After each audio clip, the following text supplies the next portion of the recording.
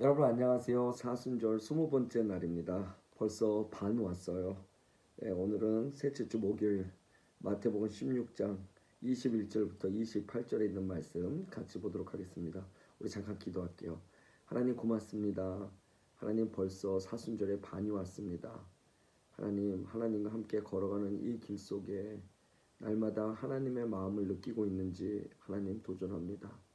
하나님 우리 마음에서 하나님이 떠나가지 않도록 하나님의 말씀이 내 안에서 살아서 30배, 60배, 100배의 열매를 맺으며 2000년 전에 나 때문에 걸어가신 그 주님의 발걸음이 무엇인지를 하나님 매일매일 깨닫는 우리 될 수 있도록 도와주세요. 예수를 믿는다는 거 어떤 축복을 받고 살림이 나아지고 더 건강해지고 이런 거 이전에 우리가 주님을 따른다는 것이 무엇인지를 또 주님을 사랑한다는 것이 무엇인지를 정말로 주님이어야 하는 것이 무엇인지를 신앙의 본질을 다시 회복하며 돌아볼 수 있는 우리 될 수 있도록 도와주세요. 감사드립니다. 예수님의 이름으로 기도합니다. 아멘. 네, 마태복음 16장 21절부터 28절까지 있는 말씀 제가 보겠습니다. 그때로부터 예수는 제자들에게 자신이 반드시 예루살렘에 올라가 장로들과 대제사장들과 서기관들에게 많은 고난을 받고 죽임을 당하고 사흘 만에 다시 살아난다고 설명하기 시작하셨다. 베드로가 예수를 붙들고 말리기 시작했다. 주님, 그것은 하나님께서 바라실 일이 결코 아닙니다. 그런 일은 절대로 당신에게 일어나지 않을 겁니다. 예수께서 베드로를 향해 돌아서 말씀하셨다. 사단아, 물러가라. 너는 나에게 덫을 놓으려고 하는구나. 너는 하나님께서 하시는 일을 보지 않는구나. 너는 한낱 인간의 일을 보고 있구나. 그리고 나서 예수는 제자들에게 말씀하셨다. 누구든지 나를 따르려는 사람은 자기를 부인하고 자기 십자가를 지고 나를 따라야 한다. 그렇다. 누구든지 제 목숨을 구원하려는 사람은 틀림없이 잃을 것이며 누구든지 나를 위하여 제 목숨을 잃으면 찾을 것이다. 내가 온 천하를 얻었지만 내 진정한 생명을 잃으면 무슨 소용이 있겠느냐. 내 생명을 돌려받기 위해서 내게 무엇을 주겠느냐. 알다시피 인자는 아버지의 영광으로 그의 천사들과 함께 오실 것이며 그때 그는 모든 사람들에게 그들이 행한 대로 갚으실 것이다. 내가 분명하게 말한다. 여기 서 있는 사람 중 일부는 죽음을 맛보기 전에 인자가 그의 왕권을 가지고 오는 것을 볼 것이다 라는 말씀입니다. 여러분, 우리 이거 너무 잘 아는 말씀이죠. 마태복음 우리 지금 계속 읽으면서 우리가 묵상하면서 우리가 발견하는 사실은 참 인간은 변하지 않는다는 거예요.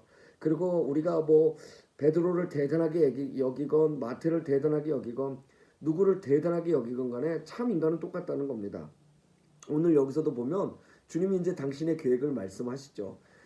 아까 읽어드린 대로 보면 뭐라 그러시냐면 21절에 자신이 반드시 예루살렘에 올라가 장로들과 대제사장들과 서기관들에게 많은 고난을 받고 죽임을 당하고 사흘 만에 다시 살아난다 설명하기 시작하셨어요. 그랬더니 베드로가 바로 주님을 붙잡고 이제 얘기합니다. 주님, 그거 그렇게 하지 마십시오라고 얘기하는 거죠.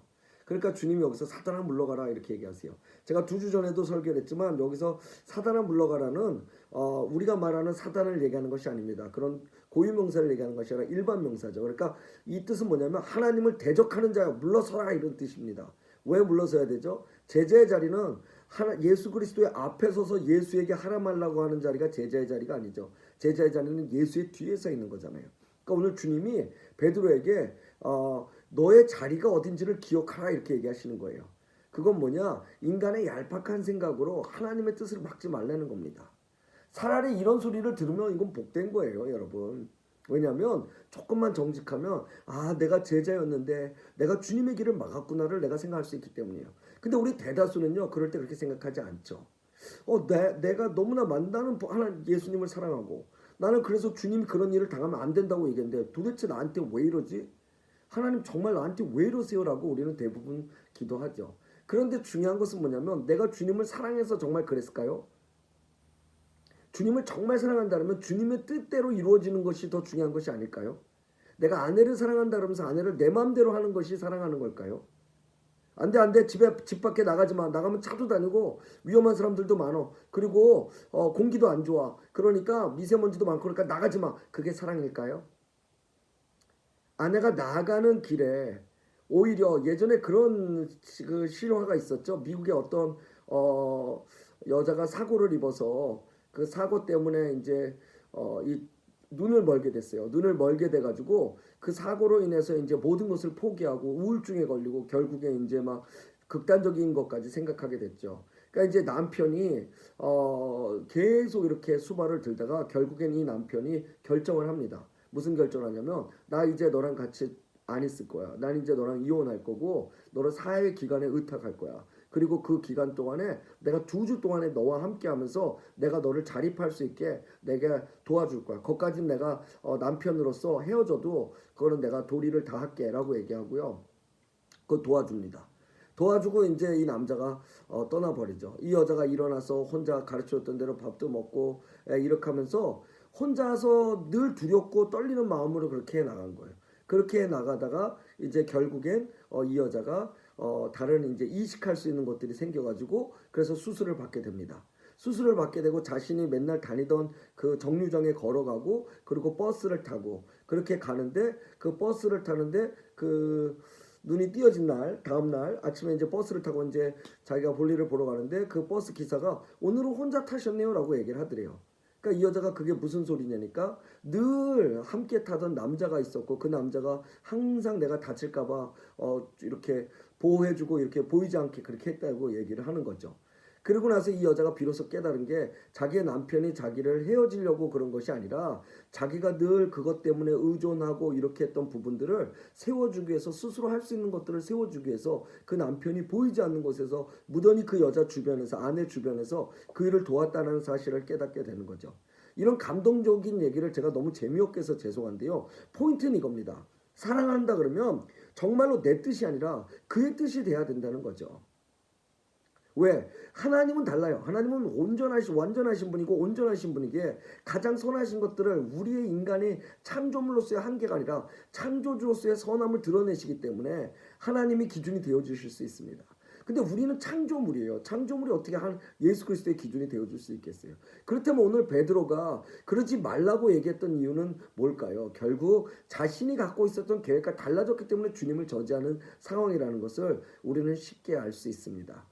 자, 이렇게 그동안에 우리가 얘기했던 것처럼 뭐 세례 요한도 그랬고요. 그리고 당시에 이스라엘의 지도자들도 그랬고요. 많은 사람 이스라엘 백성들도 그랬고요. 그렇게 헷갈렸던 사람들. 그 이유는 뭘까요? 우리의 이 본연 속에 깊숙이 자리 잡아 있는 우리가 하나님 되고자 하는, 다른 말로 하면 하나님을 이용해서 우리가 더 나아지고자 하는, 우리가 늘 우상에게 바라듯 하나님에게도 그렇게 바라는 그런 부분들에 대해서 보다 더 인격적이지 못하고 우리는 더 기능적인 부분들이 강조가 되었기 때문이 아닌가 생각해 봅니다. 그래서 예수님을 따른다는 의미는 어떤 의미냐면 여러분, 생명을 얻기 위해서는 생명을 잃어버려야 된다는 사실을 우리는 알 수 있어야 된다는 겁니다. 그는 하나님이신데도 불구하고 당신이 약속했던 것처럼 당신이 정해준 제사의 모습처럼 흠없는 어린 양을 통해서 우리와 화해케 하는 화목제로 드려지는, 그래서 하나님이 그 제사를 흠양하시고 우리의 죄를 용서해 주시는 그 화해 제사가 인간 중엔 죄 없는 이가 하나도 없기 때문에 죄 없으신 하나님이 결국 인간의 몸을 입고 오실 만큼 고통스럽고, 그래서 빌립보서에서는 가장 겸손한 모습이라고 얘기하는 그가 가장 겸손하게 하나님이신데도 불구하고 오늘 그 일을 행하러 왔는데 거기에 대해서 무릎 꿇고 감사하기는커녕 내 뜻과 다르다 그래서 주님을 막아서는 그런 우리의 이기심이 우리의 신앙 속에서도 늘 깊이 깔려 있음을 우리는 경각심을 가져야 된다는 겁니다. 왜? 그럴 때 우리는 어떤 소리를 듣냐면 하나님을 대적하는 자라는 소리를 듣기 때문입니다. 주님의 방법은요, 생명을 얻기 위해서 생명을 주시는 겁니다. 그런데 우리는 만약 주님께서 그렇게 하신다면 오늘 베드로의 모습처럼, 요새 우리 이래가 물고기를 우리 교인들도 많이, 성도들도 많이 그 피싱을 가시는데 물고기가 만약에 후크에 딱 걸려가지고 바늘에 걸려가지고 그래서 피어 위에 올라오면 탁탁탁탁탁탁 뛰면서 뭘 어떻게 해야 될지 모르고 당황하는 모습처럼 우리의 신앙에 그렇게 당황하는 모습이 나오는 이유는 뭐냐면 그것은 바로 주님께서 우리에게 가르쳐 주시는 화해의 방법, 생명을 얻기 위해서는 생명을 줘야 되는 바로 그것이 주님의 뜻임을 받아들일 뿐만 아니라 우리도 그렇게 살아야 될 화해적 삶이 우리 안에 있다는 사실을 우리가 모를 때, 그럴 때 우리가 그것을 인식하지 못할 때 우리에게 일어나는 일들에 대해서 우리는 당황할 수 있다는 겁니다. 자, 그러면 화해하는 방법은요, 여러분 생명을 주고 생명을 얻기 위해서 생명을 주는 거 말고는 다른 방법이 없습니까? 예, 없습니다. 그래서 주님은 오늘 여러분에게 그리고 저에게 그리고 오늘 이 제자들에게 정확하게 명확하게 말씀해 주시는 거예요. 뭐라고요? 예수를 따른다는 것은요. 예수님을 사랑한다는 것은요. 나를 부인하는 겁니다. 내 안에 내가 하나님 되고 싶어. 내가 예수를 통해서 뭔가 이루고 싶었던 나를 부인하고요. 온전히 하나님이 하나님 되실 수 있도록 그분이 드러나는 것을 얘기하는 것이죠. 그럴 때 십자가를 억지로 지는 것이 아니라 내가 타이틀이 있기 때문에 집사기 때문에 권사기 때문에 목사기 때문에 지는 것이 아니라 기쁨으로 질 수 있는 겁니다. 왜요? 내 자아는 이제 주님으로 가득 차게 때문에 그렇습니다. 그래서 그 십자가가 생각보다 훨씬 상상하는 것보다 훨씬 영광스럽고 훨씬 긍정적이며 이것을 지는 것이 내게 특권이구나라는 것을 할 때 비로소 그를 따를 수 있는 길에 들어설 수 있게 된다는 겁니다. 그렇지 않으면 오늘 주님이 말씀하시는 것처럼 우리는 주님을 사랑한다고 말로는 아무리 얘기하지만 말과 삶이 이렇게 행동이 이렇게 괴례감을 갖는 모습을 가질 수 있기 때문입니다. 많은 크리스찬, 저를 포함해서 많은 크리스찬들이 말하는 것과 사는 것이 굉장히 달라지는 이유는 바로 이 인격적인 하나님이 하나님 되어주실 수 있도록 내어드리는 바로 자기 부인에 대한 부분들의 훈련이 아직도 덜 되어지지 않았기 때문이 아닌가 생각해 봅니다. 1983년에 US 오픈에서 우승을 했던 프로골퍼 랠리 넬슨이라는 사람이 결정적인 16번 홀을 앞에 두고요. 잔디에 앉아서 많은 사람들이 이렇게 지켜보고 있는데 기도를 했대요. 근데 이전까지는 성적이 그의 실력만큼 안 나왔는데 이 기도를 16번으로 해서 딱 하고 나니까 그 다음부터 공을 기가 막히게 치더래요. 그래서 많은 사람들이 이제 그 우승을 한 거죠. 그러니까 많은 사람들이 이제 질문을 했대요. 특별히 어느 기자가 물어봤대요. 우승 트로피를 달라고 그때 기도하셨던 거냐고. 그랬더니 넬슨이 웃으면서 이렇게 얘기하더래요. 아니요, 정반대입니다. 저는 하나님한테 내 눈앞에서 트로피가 이렇게 왔다 가가 16번 홀이면 이제 두 번만 더 18홀까지만 치면 끝이잖아요. 트로피가 내 눈앞에서 왔다 갔다 하는데 내 머릿속에서 트로피를 완전히 지워주세요라고 기도했답니다. 그리고 하나님 대신에 하나님께서 이렇게 주신 좋은 자연에서 하나님께서 주시는 평안함과 자유함으로 내가 잘할 수 있도록 재능을 주신 그 골프를 마저 잘 끝낼 수 있도록 해주세요라고 기도했더니 마음이 편안해지면서 공이 잘 맞기 시작했다고 얘기합니다. 사랑하는 여러분, 어쩌면 하나님은 우리에게 이미 하나님의 뜻이 무엇인지를 알려주십니다.